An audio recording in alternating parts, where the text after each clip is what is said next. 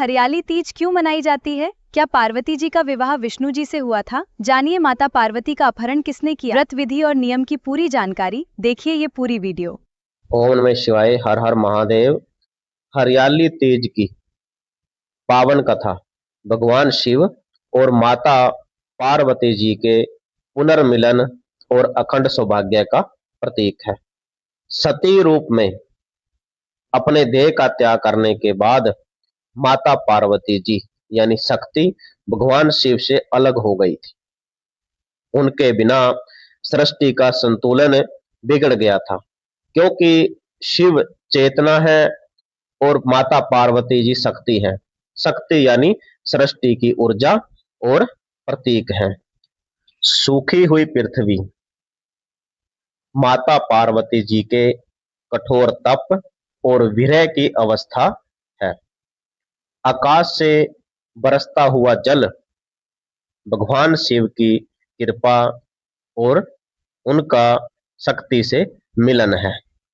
जब सावन में बारिश होती है तो सूखी पृथ्वी फिर से हरी भरी हो जाती है, चारों तरफ हरियाली फैल जाती है। यह प्रकृति में जीवन के पुनः संचारित होने का प्रतीक है। इसलिए यह पर्व सृष्टि के पुनर्जन्म और पुनर्मिलन को दर्शाता है। पुनर्मिलन सिखाता है कि कठिन तप, मेहनत, लगन से, समर्पण से और अटूट निष्ठा से किसी भी बिखरी हुई, पिछड़ी हुई ऊर्जा को पुनर्गठित किया जा सकता है। यह पर्व केवल दो देव सत्ताओं का मिलन नहीं है, यह महादेव जी और माता सती जी का मिलने का केवल पर्व नहीं है, बल्कि जीव और ब्रह्मा तथा मनुष्य और प्रकृति के बीच के अटूट संबंध का उत्सव भी है। माता पार्वती जी अपने पूर्व जन्म में सती थे। हरियाली तीज की कथा सुनिए। माता पार्वती जी अपने पूर्व जन्म में सती माता थे और पूर्व जन्म में अपने शरीर को त्याग दिया था। भगवान शिव को पुनः पति रूप में पाना चाहती थी। इसके लिए उन्होंने हिमालय राजा के घर जन्म लिया। मां मैना और पिता हिमालय जी। बाल्यावस्था से ही भगवान शिव को अपना सब कुछ मान लिया। बाल्यावस्था में ही महादेव जी की भक्ति करना, महादेव जी की पाठ पूजा करना, महादेव जी के शिवलिंग बनाकर उनकी पूजा करना उनका नित्य कार्य था। भगवान शिव को प्रसन्न करने के लिए माता पार्वती जी ने वर्षों तक कठोर तपस्या की। उन्होंने तपस्या के दौरान पत्ते तक खाना छोड़ दिया था, जल का त्याग कर दिया था, भूखे प्यासे रहने लग गए थे। माता पार्वती जी धूप, ठंड और बारिश की परवाह भी नहीं करते थे। बिना किसी चीज की परवाह किए अपने मन को लीन कर लिया महादेव जी की भक्ति में। उनकी इस कठोर साधना को देखकर उनके पिता हिमालय बहुत ही दुखी हुए और अत्यंत चिंता करने लगे।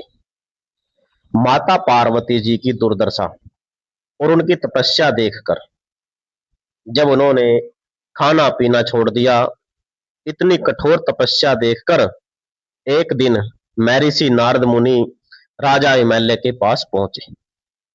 नारद जी ने राजा हिमालय से कहा कि वे भगवान विष्णु की ओर से विवाह का प्रस्ताव लेकर आए हैं और भगवान विष्णु माता पार्वती जी से विवाह करना चाहते हैं। राजा हिमालय जी इस प्रस्ताव से अत्यंत प्रसन्न हुए और उन्होंने तुरंत ही विष्णु जी से अपनी पुत्री का विवाह करने के लिए तैयार हो गए। जब माता पार्वती जी को अपने पिता के इस फैसले का पता चला तो वे बहुत दुखी हुई। उनके मन में बहुत दुख हुआ कि मैं महादेव जी से शादी करना चाहती हूँ। मैं महादेव जी को पाने के लिए कितनी कठोर तपस्या कर रही हूँ और मेरे पिताजी विष्णु भगवान जी से मेरी शादी करना चाहते हैं, क्योंकि वे मन ही मन भगवान शिव को अपना पति, अपना सब कुछ, अपना परमेश्वर स्वीकार कर चुकी थी। माता पार्वती जी ने अपनी यह व्यथा अपनी एकांत प्रिय सखी को बताई। माता पार्वती जी ने अपनी सखी को सारी बातें बताई कि मेरे पिताजी मेरा विवाह विष्णु जी के साथ करना चाहते हैं। माता पार्वती जी की बात सुनकर और सखी की सलाह पर माता पार्वती ने अपने पिता का घर छोड़ दिया और माता पार्वती जी की सहेलियां उसको माता पार्वती जी को ऐसे सुरक्षित जंगल की गुफा में लेकर गए कि जहां हिमालय को पता ना चले। और जंगल में उस गुफा में माता पार्वती जी ने भाद्रपद माह की शुक्ल पक्ष की तृतीया तिथि को रेत यानी मिट्टी या बालू से भगवान शिव का शिवलिंग बनाया और पूर्ण भक्ति भाव से उनकी पूजा अर्चना की। उन्होंने निर्जला और निराहार रहकर शिव जी की आराधना की। माता पार्वती जी अपनी सखियों के साथ गई थी और सखियों ने इस बात को गुप्त रखा था कि हम कहां पर जा रहे हैं। इसलिए कहा जाता है कि माता पार्वती जी की सखियों ने माता जी का अपहरण कर लिया था। इसलिए इस व्रत का नाम हरतालिका पड़ा। इस व्रत का नाम हरतालिका व्रत पड़ा और यह व्रत भाद्रपद शुक्ल पक्ष की तृतीया तिथि को रखा जाता है। यह व्रत हरियाली तीज से अलग है। माता पार्वती के इस अत्यंत कठोर तप से प्रसन्न होकर भगवान शिव श्रावण शुक्ल तृतीया तिथि के दिन प्रकट हुए और उन्होंने माता पार्वती जी से वरदान मांगने को कहा।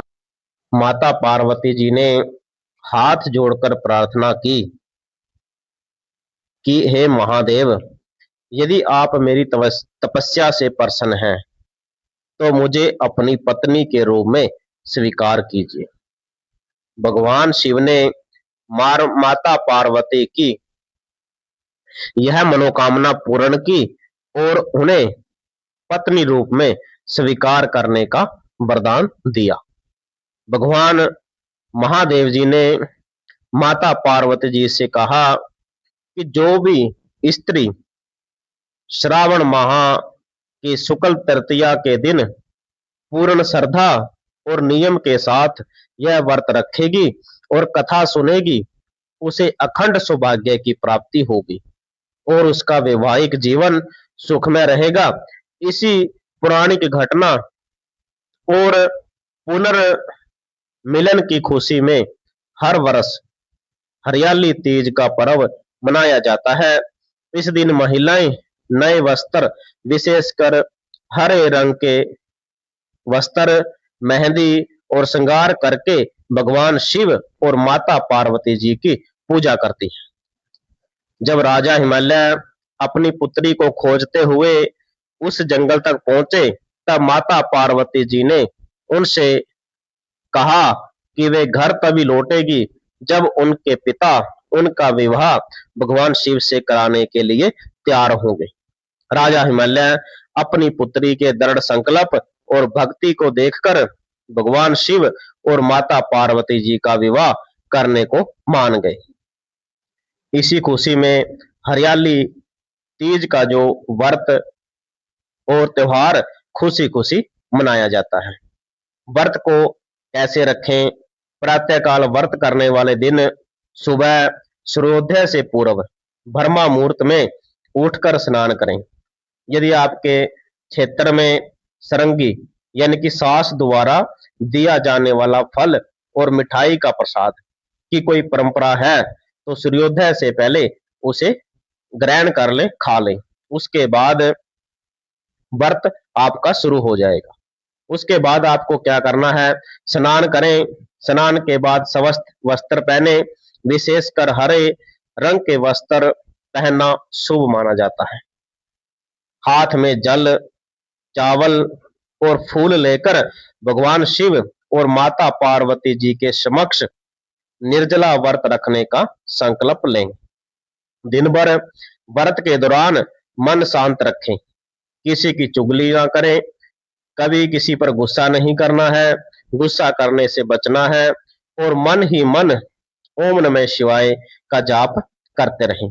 शाम के समय प्रदोष काल में महादेव शिव भगवान और माता पार्वती और गणेश जी की मिट्टी की प्रतिमा बनाकर 16 श्रृंगार की सामग्री वहां पर अर्पित करें। धूप जलाएं, दीपक लगाएं देसी घी का, और जो कथा ऊपर बताई गई है उस कथा को अवश्य सुनें। व्रत वाले दिन आप क्या खा पी सकते हैं? सामान्य नियम के अनुसार इस व्रत में सूर्योदय के बाद से लेकर अगले दिन के व्रत खोलने तक पानी भी नहीं पिया जाता है। इस व्रत में ना ही कुछ खाया जाता है और ना ही कुछ पिया जाता है। पूरे दिन और रात भर किसी भी प्रकार का अन्न, फल या नमक नहीं खाया जाता है।